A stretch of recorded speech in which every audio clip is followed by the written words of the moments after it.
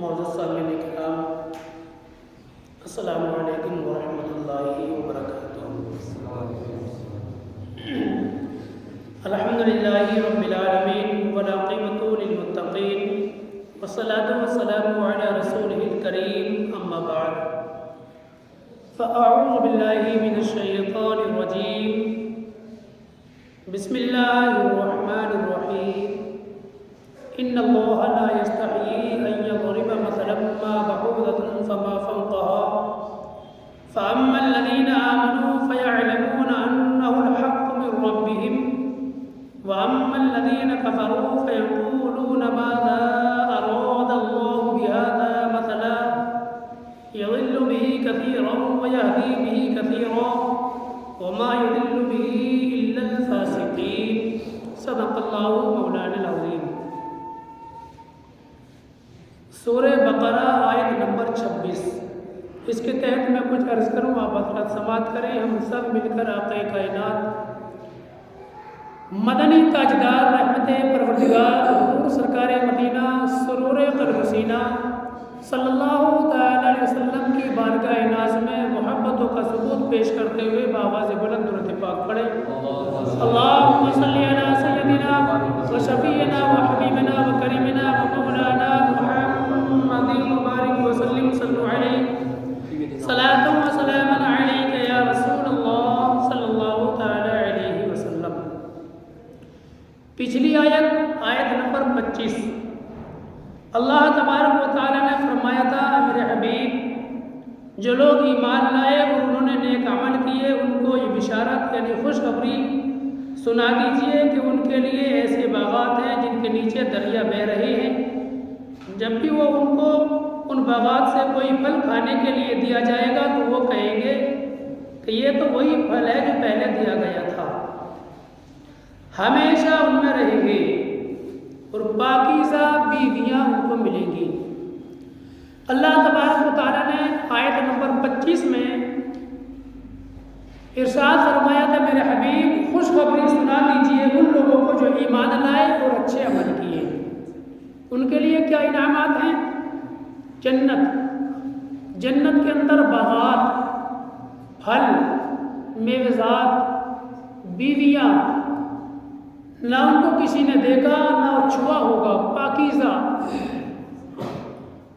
وہ تفسیر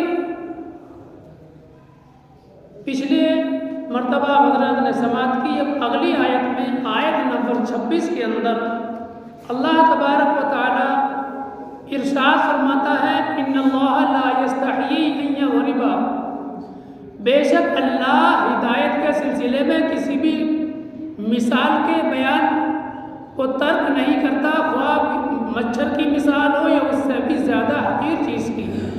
رہے وہ لوگ جو ایمان لائے ہیں وہ جانتے ہیں کہ یہ مثال ان کے رب کی طرف سے سچی ہے، اور رہے وہ لوگ جنہوں نے کفر کیا وہ کہتے ہیں کہ اس حقیر مثال سے اللہ نے کیا ارادہ کیا ہے۔ وہ اس مثال کے بیان سے بہت لوگوں کو گمراہی میں مبتلا کر دیتا ہے اور بہت لوگوں کو اس سے ہدایت دیتا ہے، اور وہ صرف فاسقوں کو ہی اس سے گمراہی میں مبتلا کرتا ہے۔ آپ لوگوں کو یاد ہوگا کہ سورہ بقرہ کی پہلی 5 آیتیں ایمان والوں کے لیے، ان کے انعامات بیان فرمائے، ان کی کامیابی کے لیے۔ اگلی 2 آیتیں کافروں کے حق میں بیان کی، اور اس کے آگے 13 آیتیں منافقین کا بیان چلا۔ 13 آیتوں میں جو منافقین کا بیان چلا، تو آیت نمبر 17 کے اندر جو اللہ تبارک و تعالی نے ارشاد فرمایا تھا کہ ان کی مثال ایسے ہے جیسے کہ کسی شخص نے آگ روشن کی، اجالا ہو گیا، آگ اپنے شان و شوکت سے بھڑک رہی ہے، اجالا ہو گیا، اور اسی وقت اللہ تبارک و تعالی نے ان کی آنکھوں کی بصارت کو چھین لیا، اندھا کر دیا، تو اس آگ کے اجالے نے ان کو کوئی فائدہ نہ پہنچایا۔ ہم نے لائٹ جلائی، کمرے کے اندر اجالا کر لیا، اور اللہ تبارک و تعالی نے اس وقت ہماری آنکھوں کی جو دیکھنے کی روشنی ہے، نور ہے جس سے ہم دیکھتے ہیں، وہ چھین لیا تو ہمارے لیے تو اندھیرا ہی اندھیرا ہو گیا۔ کسی ایسے شخص سے پوچھئے جو نابینا ہو، جس کی آنکھوں میں بینائی نہیں ہو، اس کو دکھتا نہیں ہو، اس کو سب اندھیرا ہی اندھیرا نظر آتا ہے۔ تو جب یہ اللہ تبارک و تعالیٰ نے مثال بیان فرمائی، اور ایک جگہ اور خالق کائنات نے ارشاد فرمایا، مثل الذین اتخذوا من دون اللہ اولیاء کمثل العنکبوت اتخذت بیتا وان اوہن البیوت لبیت العنکبوت۔ جن لوگوں نے اللہ کو چھوڑ کر دوسرے مددگار بنا لیے، ان کی مثال مکڑی کی مثال ہے جس نے جالے کا گھر بنایا، اور بے شک سب سے کمزور گھر مکڑی کا گھر ہے۔ یعنی وہ لوگ جو اللہ کو چھوڑ کر کسی اور کو خدا مانتے ہیں، یہ ایک مثال فرمائی رب تبارک و تعالیٰ نے۔ وہ لوگ، ان کی مثال ایسے جیسے مکڑی نے اپنا گھر بنایا۔ کتنا کمزور گھر ہے مکڑی کا۔ علماء فرماتے ہیں کہ جب یہ مثال آئی تو منافقین نے، اور ایک روایت میں آتا ہے کہ کفار نے اعتراض کیا کہ اللہ تبارک و تعالیٰ نے یہ مثالیں جو بیان فرمائی ہیں وہ اس کی شان کے لائق نہیں، مثال دے کر کیا ضرورت ہے۔ امام طبری اور حضرت ابن عباس رضی اللہ تعالیٰ عنہ اور حضرت ابن مسعود اور کئی صحابہ رضی اللہ تعالیٰ عنہم اجمعین سے روایت کی ہے کہ جب اللہ تعالیٰ نے منافقین کی دو مثالیں بیان کی، آگ جلانے والے کی اور بارش میں کھڑے ہونے شخص کی، تو منافقین نے کہا اللہ کا مرتبہ اس سے بلند ہے کہ وہ مثالیں بیان کریں۔ اس موقع پر یہ آیت نازل ہوئی، شان نزول۔ اور حضرت قتادہ رضی اللہ تعالیٰ سے روایت ہے کہ اللہ تعالیٰ نے مکھی اور مکڑی کی جو مثالیں دی تھی، ان پر مشرکین نے اعتراض کیا تھا کہ اللہ کی شان اس سے بلند ہے۔ تو اللہ تبارک و تعالیٰ نے یہ جو آیت کریمہ نازل فرمائی، ان کا اعتراض کا جواب دیا۔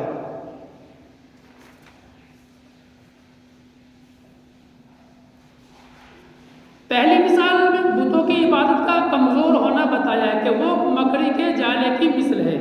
اور ایک اور روایت ہے، وَإِن يَسْلُبْهُمُ الذُّبَابُ شَيْئًا لَا يَسْتَنقِذُوهُ مِنْهُ۔ اور اگر مکھی ان بتوں سے کوئی چیز چھین کر لے جائے تو وہ اس کو اس سے چھڑا نہیں سکتے۔ طالب اور مطلوب دونوں کمزور ہیں۔ یعنی بتوں کے آگے اگر کسی نے کوئی چیز رکھ دی اور وہ اس کو مکھی اٹھا کر لے جائے تو بتوں میں طاقت ہے کہ مکھی سے چھین لے۔ اسی آیت کریمہ کو کچھ علماء بیان کرتے ہیں کہ اولیاء کرام کے بارے میں نازل ہوئی، لیکن یہ آیت کریمہ ان لوگوں کے لیے نازل ہوئی جو خدا کو چھوڑ کر دوسرے کو خدا مانتے ہیں۔ تو اللہ تبارک و تعالیٰ نے فرمایا کہ بتوں کے آگے اگر کوئی چیز رکھ دی جائے تو بت بھی اتنا کمزور ہے کہ چھین نہیں سکتا۔ تو دونوں کو کمزور بتلایا رب تبارک و تعالیٰ نے۔ جو اس کو خدا مان رہا ہے وہ بھی کمزور ہے، اور جس کو خدا مانا گیا وہ اتنا کمزور ہے کہ مکھی سے، جو اس کے آگے سے مکھی اپنے منہ میں تھوڑی سی رزق اٹھا کر لے گئی، اس کو بھی نہیں چھین سکتا۔ جب وہ مکھی سے تھوڑی سی چیز نہیں چھین سکتا جس کو تم خدا سمجھ بیٹھے ہو، تو پھر تمہارا کیا فائدہ کر سکتا ہے؟ پہلی مثال میں بتوں کی عبادت کا کمزور ہونا بتایا ہے کہ وہ مکڑی کے جالے کی مثل ہے، اور دوسری مثال میں بتوں کی خست اور حقارت بتائی ہے کہ اگر بتوں سے مکھی کوئی چیز چھین کر لے جائے تو وہ اس کو چھڑا نہیں سکتے۔ ان مثالوں پر اعتراض کیا گیا تھا کہ سیدنا محمد رسول اللہ صلی اللہ علیہ وسلم کے رب کو حیا نہیں آتی کہ وہ مکھی اور مکڑی کی ایسی چھوٹی حقیر چیزوں کی مثالیں بیان کرتا ہے۔ تب ان کے رد میں یہ آیات نازل ہوئی۔ مثال دینے کا قاعدہ یہ ہے کہ جس وجہ سے مثال دی گئی ہے اس وجہ سے وہ مثال مثل اللہ کی موافق ہو۔ اگر کسی چیز کی عظمت بیان کرنا مقصود ہے تو عظیم چیز سے مثال دی جائے گی.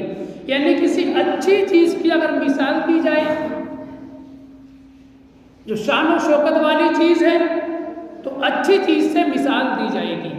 اور ادنا چیز ہے، حقیر سی چیز ہے، تو جیسی چیز ہوگی اس کی مثال بھی ویسے ہی دی جائے گی. تو اللہ تبارک و تعالیٰ نے جو مکھی اور مکڑی کی جالے کی جو مثال دی تو کتنی حقیر چیز ہے کہ جس کو وہ خدا سمجھے بیٹھے وہ پتھر ہے، اور جو لوگ اس کو خدا سمجھے بیٹھے ان کا عقیدہ کتنا کمزور ہے.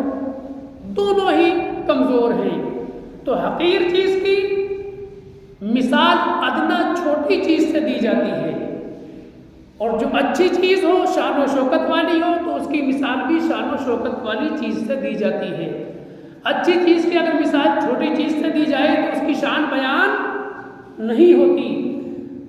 رب کی شان یہ ہے کہ اس نے مکھی کو پیدا کیا، انسان کو بنایا. اسی رب کی شان یہ بھی ہے کہ بنا سکون کے آسمان کو روک دیا. اسی رب کی شان یہ ہے کہ اس آسمان کے اوپر ایک اور آسمان ہے بنا سکون کے ہے. یہ رب کی شان. تو جیسے جس چیز کی شان ہوگی اس کی مثال کے لیے ویسی شان و شوکت والی چیز لانی پڑے گی مثال دینے کے لیے. لوگوں نے اعتراض کیا، اللہ تبارک و تعالیٰ نے اس کا جواب دیا. ایک ہوتا ہے حیا، کہ رب کو حیا نہیں آئی. حیا کا معنی آتا ہے، عام لفظوں میں سمجھانے کی کوشش کروں کہ کوئی بندہ غلط کام کرے تو اس کو حیا آتی ہے. حیا کا مطلب شرمندگی، نظر نیچی کر لینا، میں نے غلط کر لیا، افسوس کرنا. یہ معنی ہو گیا جو عام لفظوں میں معنی ہے. رب تبارک و تعالیٰ نے جو فرمایا، اللہ تبارک و تعالیٰ حدیث پاک میں بھی آتا کہ اللہ تبارک و تعالیٰ حیا فرماتا ہے.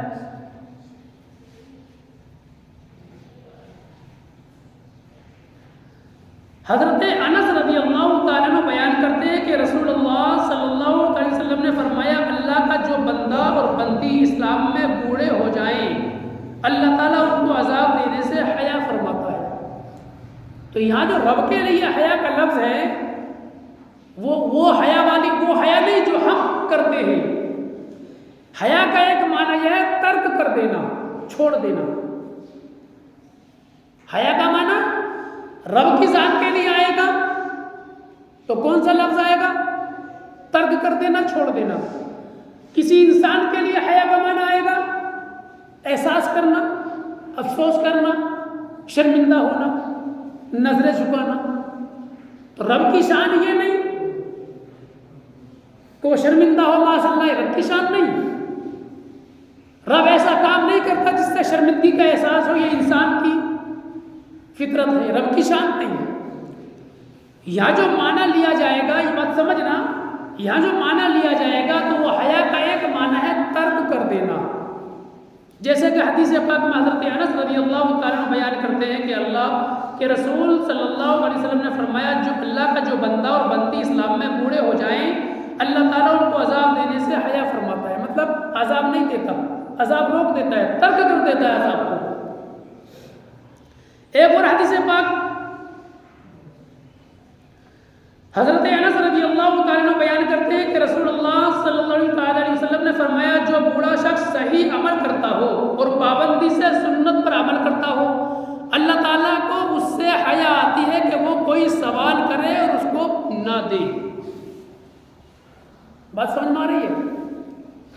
جب رب کے لیے حیا کا لفظ آئے تو سمجھ لینا، یعنی بندہ جب بوڑھا ہو جاتا ہے، بزرگ ہو جاتا ہے، اللہ کی بندی اتنی عمر کو پہنچ جاتی ہے، ضعیف ہو جاتی ہے، اور جب وہ نماز پڑھنے کے بعد، اللہ کی عبادت کرنے کے بعد اور ہاتھ اٹھا کر دعا مانگتا ہے بندہ، یہ اللہ کی بندی، تو حدیث پاک میں آتا ہے کہ اللہ تبارک و تعالیٰ اس کی دعا کو قبول فرماتا ہے. ایسا نہیں فرماتا کہ رب اس کی دعا قبول نہ کرے، اللہ اس کی جو مانگتا ہے اس کو عطا کر دیتا ہے. اور حدیث پاک اللہ کے رسول صلی اللہ علیہ وسلم نے فرمایا جب کوئی اللہ کا بندہ جماعت کے ساتھ نماز پڑھے تو اللہ کو اس سے حیا آتی ہے کہ وہ اپنی کسی حاجت کا سوال کرے اور اس کے پورا ہونے سے پہلے لوٹ جائے۔ بزرگ آدمی ہے، بوڑھا بزرگ اس کو کہتے ہیں کہ جس کے بال داڑھی کے سفید ہو گئے، داڑھی کے بال سفید ہو گئے، انسان بزرگ ہو گیا۔ اب وہ رب کی بارگاہ میں آتا ہے اور نماز ادا کرتا ہے، پھر اپنی حاجت رب کی بارگاہ میں رکھتا ہے، لیکن ہمارا کردار الگ ہے۔ ہم اپنے دکھ اپنے رشتہ داروں کو، اپنے پڑوسیوں کو، اپنے دوستوں کو بیان کرتے ہیں، جبکہ دوست یا رشتہ دار یا پڑوسی ہو سکتا ہے کہ ہمارے وہ داستان سننے کے بعد دوسروں سے جا کر ہماری مذاق بنائے، ایسا ہو سکتا کہ نہیں؟ ہم پریشانیوں میں مبتلا ہیں، ہمیں کوئی غم ہے، کوئی دکھ ہے، ہم نے دوست کو سنایا، پڑوسیوں کو سنایا، ساتھ رہنے والوں کو سنایا، اس نے سنا۔ اور لوگوں کی کہاوت ہے کہ لوگ سنتے ہیں رو کر اور اڑاتے ہیں ہنس کر۔ کہاوت ہے، بزرگ فرماتے ہیں کہ لوگ جب تمہاری بات سنیں گے تو چہرہ نیچے کر لیں گے، غم زدہ ہو جائیں گے، تم سے دور چلے جائیں گے، تمہاری ہنسی بجائیں گے، ٹھٹے اڑائیں گے۔ تو بندے کو چاہیے کہ کسی بندے سے اپنے حالات بیان نہ کرے، اس کے اوپر کیا گزر رہی ہے وہ کسی کو بیان نہ کرے۔ کون کیا دے سکتا ہے؟ صرف سن سکتا ہے۔ سننے کے بعد ہاں ایسا شخص بھی ہوگا تمہارا جو قریبی دوست ہوگا، مدد کرے گا۔ اگر کوئی ایسا ہے کہ مدد کرے، اللہ نے اس کو ذریعہ بنایا، تو اس سے کہو۔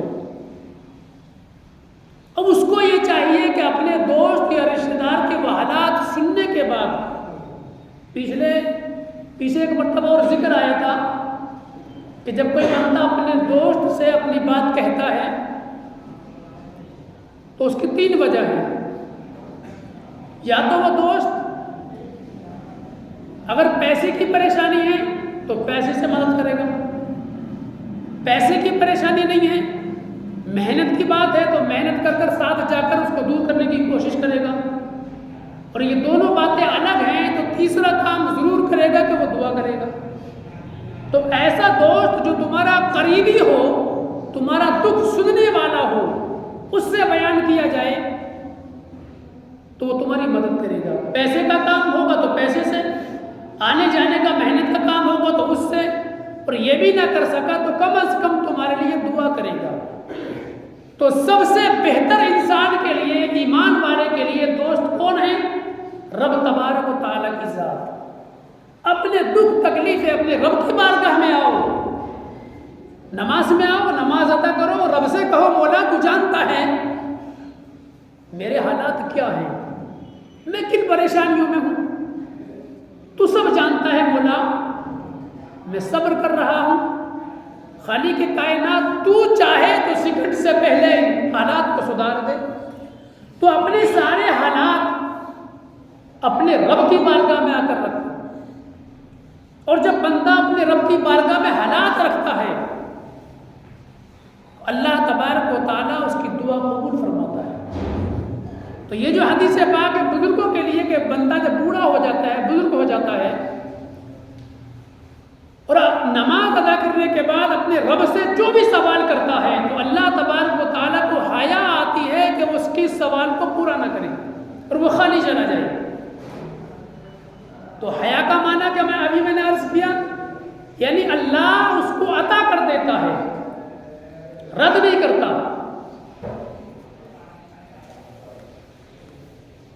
حضرت سلمان رضی اللہ تعالیٰ بیان کرتے ہیں کہ رسول اللہ صلی اللہ علیہ وسلم نے فرمایا بے شک تمہارا رب حیادار کریم ہے، جب بندہ اس کی طرف دونوں ہاتھ اٹھاتا ہے تو وہ ان کو خالی لوٹانے سے حیا فرماتا ہے۔ شرط یہ ہے کہ اپنے رب کی ذات پر یقین کر کر اس سے مانگو تو صحیح۔ اچھا ایک چیز اور میں عرض کروں،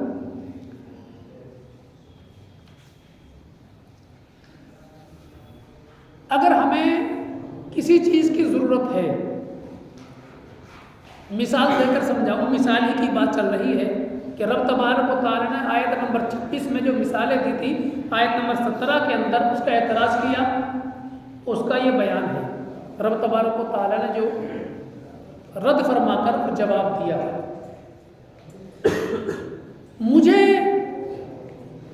موٹر سائیکل کی ضرورت ہے، کہیں جانا، کوئی کام پڑ گیا تو میں کس کے پاس جاؤں گا؟ جس کے پاس موٹر سائیکل ہوگی اسی کے پاس تو جاؤں گا۔ مجھے کار کی ضرورت ہے، کسی بھی انسان کو ایک مثال دے رہا ہوں، کسی انسان کو کار کی ضرورت ہے تو وہ موٹر سائیکل والے کے پاس تو جائے گا نہیں، کیونکہ ضرورت کار کی ہے تو اس کے پاس جائے گا جس کے پاس کار ہے، اور جانے سے پہلے یہ سوچے گا کس کس کے پاس ہے، فلاں فلاں کے پاس ہے، اور اس کے پاس جائے گا جس سے امید ہوگی۔ یہ انسانی فطرت ہے نہیں؟ بھئی اس کی بستی میں 50 لوگ رہتے ہیں، 50 لوگوں سے دعا سلام اچھی ہے، ان 50 کے پاس 20 کے پاس کار ہے، اس کو کار کی ضرورت ہے، 20 میں سے وہ انداز لگائے گا امید کس سے ہے، 2 سے 3 سے، ان میں بھی جو زیادہ امید ہوگی اس بندے کے پاس جائے گا کہ فلاں دے سکتا ہے، اور جس سے امید ہوگی کہ یہ دے سکتا ہے اسی کے پاس جائے گا، اور جس سے امید ہی نہیں، میری بات سمجھ میں آ رہی ہے کہ نہیں؟ جس سے امید ہی نہیں ہوگی اس کے پاس جائے گا ہی نہیں، جس سے امید ہوگی اس سے جائے گا اور جا کر کہے گا۔ ایک واقعہ سنا کہ بارش نہیں پڑ رہی تھی، اس وقت کے اس بستی کے عالم صاحب تھے، انہوں نے کہا چلو جنگل میں نماز ادا کریں گے اور رب سے دعا کریں گے۔ دن کا وقت تھا، چلیے لوگ گھر سے وضو کر کر، کپڑے پہن کر، وضو کر کر تیار ہو کر نماز ادا کرنے کے لیے چلنے لگے۔ لوگ جا رہے ہیں، ایک بندہ اپنے گھر سے نکلا، اس نے چھاتا ہاتھ میں لیا، لوگوں نے مذاق اڑایا، مذاق بنایا، جیسے کہ آج کے دور میں بھی دیکھتے ہیں نا نظام، اس نے تو بارش ڈلوا دی، اس نے تو کام کرا دیا صاحب، اس نے تو، لوگوں نے مذاق بنائی کہ صاحب اس نے تو چھاتا لے لیا، یہ بارش ڈلوا دے گا، اس نے تو پہلی چھاتا لے لیا، بتاؤ ابھی تو بارش، ابھی تو نماز بھی نہیں پڑھی۔ لوگوں نے جب مذاق بنانی شروع کی تو اس نے کہا لوگوں یہ بتلاؤ جا کہاں رہے ہو؟ کہا نماز پڑھنے، کہا کس لیے؟ کہا دعا کریں گے، کہا کس چیز کے لیے؟ کیا بارش کے لیے؟ کہا کس سے دعا کرو گے؟ کہا رب سے۔ کہا رب کے پاس وہ چیز ہے، کیا طاقت ہے وہ جب چاہے بارش ڈال دے؟ کہ تمہاری امید بتلاؤ، جس سے تم مانگنے جا رہے ہو تمہیں امید ہے وہ دے گا کہ ہاں، کہ پھر تمہیں امید کہاں ہے؟ مجھے تو یقین ہے، امید ہے، تبھی تو گھر سے چھاتا لے کر چلا کہ میرا رب جب میں مانگوں گا تو دے گا، اور بارش پڑے گی ادھر سے بھیگ تو میں نہیں آؤں گا، اس لیے انتظام کر کر چلا۔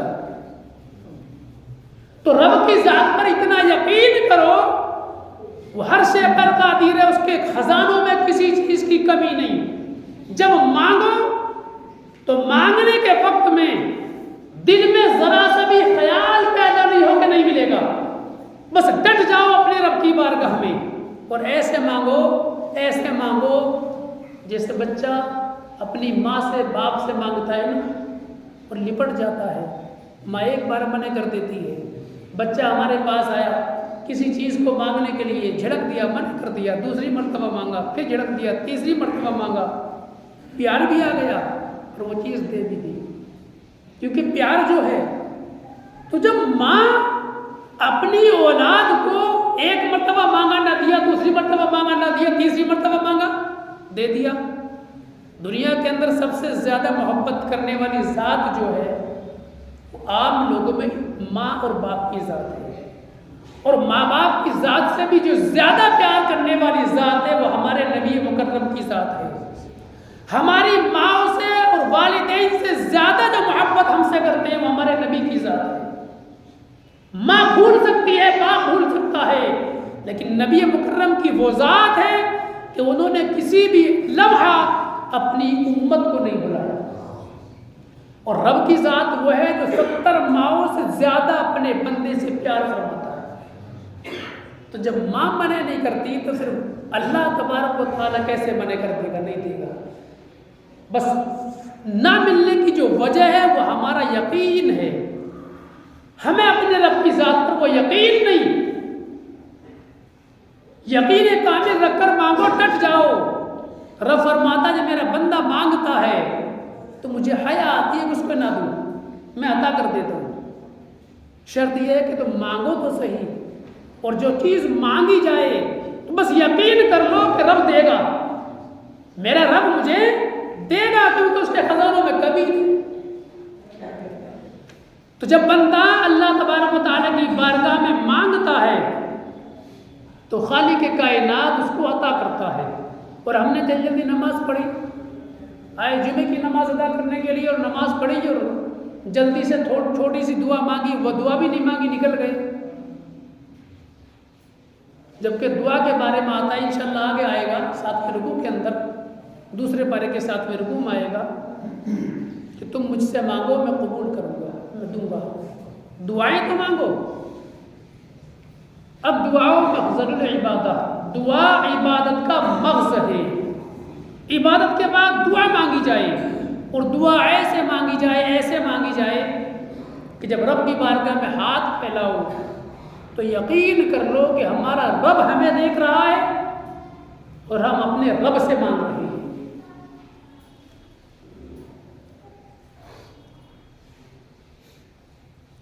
اب غور کرنے کی بات یہ ہے کہ اللہ تبارک و تعالیٰ سے جب بندہ مانگتا ہے تو وہ عطا کرتا ہے، اس کو حیا آتی ہے، رد نہیں فرماتا. حیا کا لفظ میں نے مانا اور میں عرض کر دوں کہ رب کی ذات کے لیے جو حیا آئے گی وہ ترک کر دینا ہے. یعنی رب تبارک و تعالیٰ اس کو وہ عطا کر دیتا ہے، دعائیں قبول فرما لیتا ہے. جو مانگا بندے نے وہ عطا کر دیا، اور عطا نہ کرنا یہ رب کی شان نہیں. یہاں پر اور طلب بات یہ ہے کہ اللہ تعالیٰ مالک و مولا ہو کر بندوں کی بات ٹالنے اور ان کی دعا مسترد کرنے سے حیا فرماتا ہے. تو جب اللہ تعالیٰ اپنے بندوں کو کسی کام کا حکم دے تو اس کے حکم پر عمل نہ کرنے سے بندوں کو کس قدر حیا کرنی چاہیے. غالباً اسی نقطے پر، یعنی رب تبارک و تعالیٰ خالق کائنات دعا قبول نہ کرے، بندہ مانگے نہ دے، رب کو حیا آئی تو خالق کائنات کو جب حیا آتی ہے کہ میں اپنے بندے کو نہ دوں. اب صاحب تفسیر فرماتے ہیں کہ بندے کو کتنی حیا ہونی چاہیے کہ میرا رب کا جو فرمان ہے میرے لیے، جو بات عمل کرنے کے لیے میں اس پر عمل نہیں کرتا، اور جس بات کو عمل کرنے کا حکم دیا کہ اس کو عمل نہ کرنا، اس کام کو نہ کرنا، اس کو بندہ کرے. تو بندے کو حیا آنی چاہیے. نماز ہم نہیں پڑھتے، ہمیں حیا آنی چاہیے کہ ہم نماز نہیں پڑھتے، اپنے رب کے فرمان کو ٹالتے ہیں. ہم روزے نہیں رکھتے، ہم جھوٹ بولتے ہیں، ہم داڑیاں منڈاتے ہیں. ہمیں اس بات کا شرم حیا ہونی چاہیے، احساس ہونا چاہیے کہ ہم نے اپنے رب کے فرمان کو ٹال دیا. آگے فرماتا ہے کہ بہت سے لوگوں کو گمراہ کر دیتا ہے اور بہت سے لوگوں کو ہدایت دیتا ہے.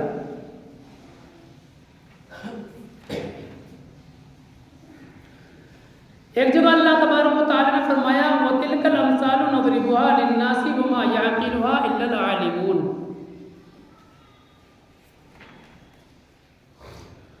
اور ان مثالوں کو ہم لوگوں کے لیے بیان فرماتے ہیں کہ ان کو صرف عالم ہی سمجھتے ہیں. یعنی اللہ تبارک و تعالیٰ نے فرمایا کہ مثال جو دی جاتی ہے وہ لوگوں کے لیے دی جاتی ہے تاکہ لوگ سمجھ جائیں. اب جو لوگ اس میں غور و فکر کرتے ہیں اور سمجھ لیتے ہیں کہ اس میں رب کی کوئی نہ کوئی حکمت ہے، ایمان والے ہیں. جو لوگ اس میں غور و فکر نہیں کرتے، اس کی حکمت کو نہیں سمجھتے، انکار کر دیتے ہیں، وہ ایمان سے خالی ہو جاتے ہیں. بات چل رہی ہے فاسق کی. انشاءاللہ العزیز وقت ہو گیا، آنے والے جمعے کو اس سے آگے بات چلے گی. فاسق کی 3 قسمیں ہیں. اس میں کیا کیا ہے، کون سے بندے کو فاسق کہتے ہیں، 2 قسمیں کیا ہے، 3 قسم کیا ہے. اللہ تبارک و تعالی ہم تمام مسلمانوں کو نیک عمل کرنے توفیق عطا فرمائے۔ آیت نمبر 26، ان اللہ لا یستحی ان یضرب مثلا ما بعوضۃ فما فوقها فاما الذین آمنوا فیعلمون انہ الحق من ربهم واما الذین کفروا فیقولون ماذا اراد اللہ بهذا مثلا یضل به کثیرا ویہدی به کثیرا وما یضل به الا الفاسقین۔ بے شک اللہ ہدایت کے سلسلے میں کسی بھی مثال کے بیان کو ترک نہیں کرتا، خواہ مچھر کی مثال ہو یا اس سے بھی زیادہ حقیر چیز کی۔ رہے وہ لوگ جو ایمان لائے ہیں وہ جانتے ہیں کہ یہ مثال ان کے رب کی طرف سے سچی ہے، اور رہے وہ لوگ جنہوں نے کفر کیا وہ کہتے ہیں اس حقیر مثال سے اللہ نے کیا ارادہ کیا ہے۔ وہ اس مثال کے بیان سے بہت لوگوں کو گمراہی میں مبتلا کر دیتا ہے اور بہت لوگوں کو اس سے ہدایت دیتا ہے، اور وہ صرف فاسقوں کو ہی گمراہی میں مبتلا کرتا ہے۔ انشاءاللہ العزیز زندگی اگر باقی ہے تو آنے والے جمعے کو بات مکمل بیان کر دی جائے گی۔ السلام علیکم ورحمۃ اللہ وبرکاتہ۔